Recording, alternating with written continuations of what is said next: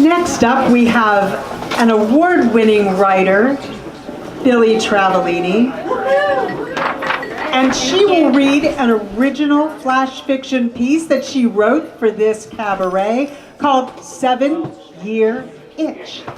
Lionel Richie is on the radio. You hate Lionel Richie. Not the man. He seems pleasant enough. Maybe a bit too pleasant. But you can deal with too pleasant. In fact, you're used to it. At 16, you lived with the Taylors, who were pleasant as hell, as if each day was spit shine to give testimony to the true gospel of the Church of Jesus Christ of Latter-day Saints. You remember how they told you they had a golden ticket to heaven, and you could have one too if you smiled a lot and gave 10% of your gross income to the church. A perpetual smile sounded odd. In addition, you resented the suggestion you should give 10% of the $50 you were paid to watch 6 kids 10 hours a day, 6 days a week, and to listen to missionaries who arrived every Monday, 7 p.m. sharp, to tell you God was once man and man can become God, and there are 3 heavens and not one. And only Mormons go to the top heaven. You hated how Brother Glenn's smile widened and his white teeth and white skin and white shirt gleamed when he added, to serve the Lord. That's right, in Mormon heaven, there is no free lunch. Everyone works. You imagine cleaning clouds as Donnie and Marie Osmond's greatest hits play in the background, and you long to hear Janis Joplin and wonder if they play her music in the lower 2 heavens and what you have to do to get there. Lady, I'm your knight in shining armor, and I love you. Lionel is singing, and your husband is singing along, only louder. You have been married for 7 years.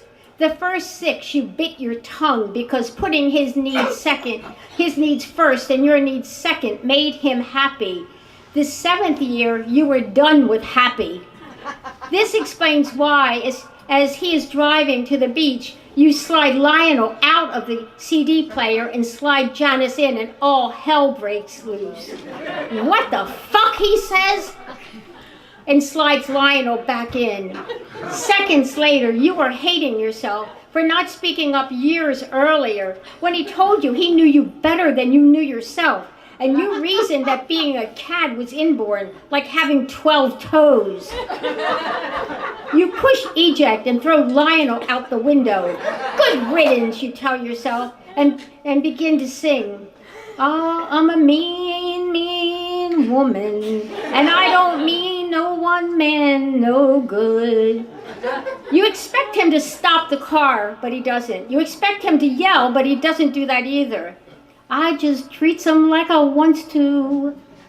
I never treat some honey like I should.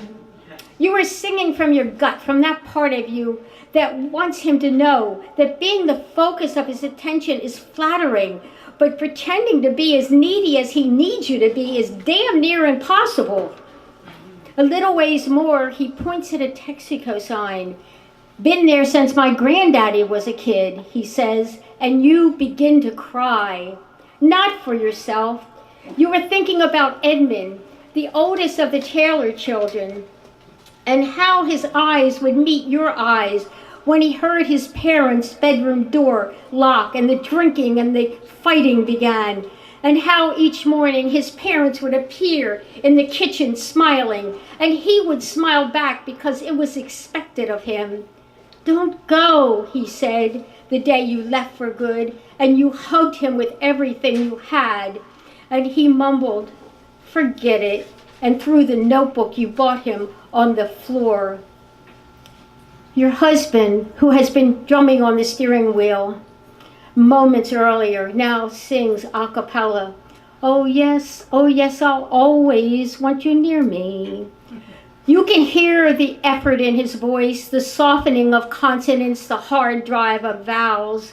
You stare at the yellow line dividing each side of the road into a perfect half. Your eyes begin to water, and the line begins to fade. You sing as loud as you can without making a sound. You have gone and made me such a fool, but I ain't the kind of woman who'd make your life a bed of ease. You wipe your eyes and continue to stare. Then suddenly, and without warning, the two sides of the road narrow into a single lane, and you are glancing in the rearview mirror, wondering if Edmund is still writing and if Janice is somewhere in the near dark watching.